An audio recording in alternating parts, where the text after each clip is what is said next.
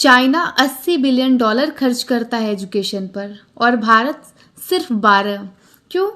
क्योंकि हमें तो एजुकेट करना ही नहीं है लोगों को। हमारे यहाँ तो 80% जनता राशन पर पल रही है और हम बात करते हैं कि 2047 तक हम विकसित हो जाएंगे। ना तो हमारे देश में एजुकेशन पे कोई काम हो रहा है, ना तो हेल्थ पे कोई काम हो रहा है। जिस देश में किसानों को 5 किलो राशन के लिए लाइन में लगा दिया गया, ये कितने शर्म की बात है। इसे शर्म ना करके आप इसे उपलब्धियों में गिना रहे हैं। मुझे तो नहीं लगता कि इससे शर्म की बात कोई हो सकती है कि आप किसानों को 5 किलो राशन के लिए लाइन में लगा दिए।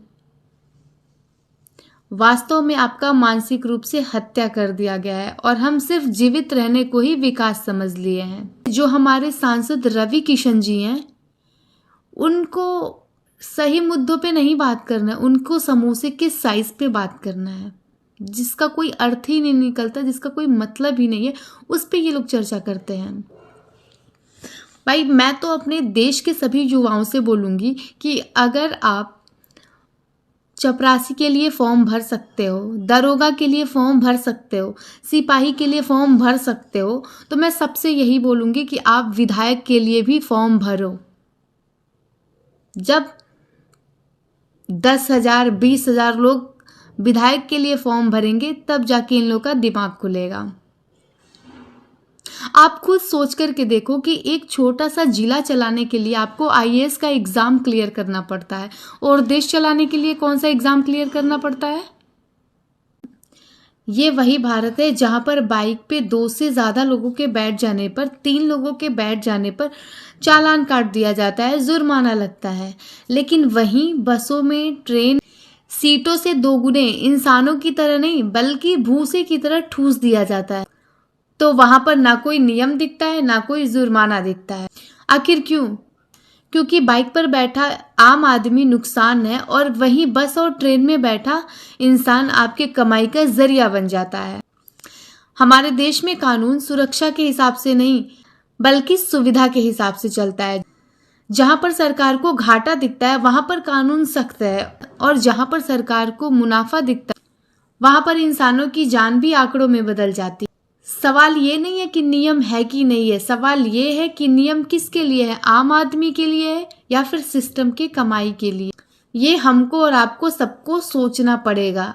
सोचिए, अगर नहीं सोचा ना, जब सवाल पूछना बंद हो जाता है तो भीड़ सिर्फ भीड़ नहीं रहता, शोषण का जरिया बन जाता है। जब हमारा देश अनपढ़ों के हाथ में रहेगा तो ऐसे ही चलेगा। हमारी युवाओं को ना तो रोजगार मिलेगा, ना तो कुछ भी।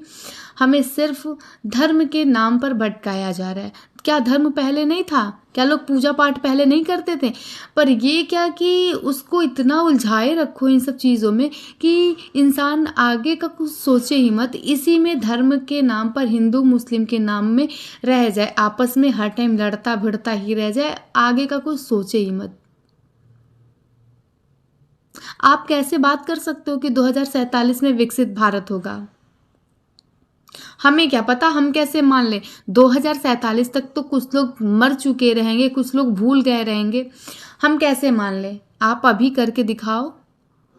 अगर आपने 2047 को विकसित भारत कहा है, 2047 तक विकसित भारत हो जाएगा, तो आपने 2026 के लिए भी तो कुछ सोच के रखा होगा कि हर टाइम हिंदू मुस्लिम ही करते रहेंगे, हर टाइम जो हमारे देश के युवा हैं वो इसी में रह जाए।